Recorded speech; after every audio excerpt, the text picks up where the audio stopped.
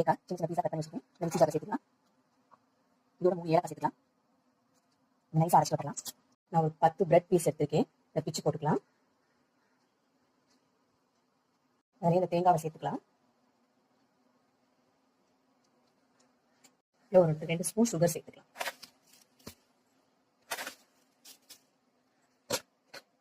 Okay, இல்லை ஒரு சின்ன ஸ்பூன் மைதா சேர்த்துக்கலாம்.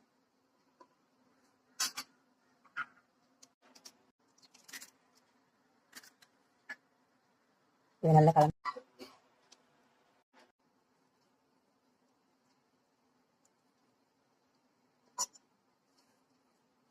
15 உருண்டை வந்திருக்கு. வாங்க அதை எண்ணெயில் போட்டு பொரிச்சு எடுக்கலாம்.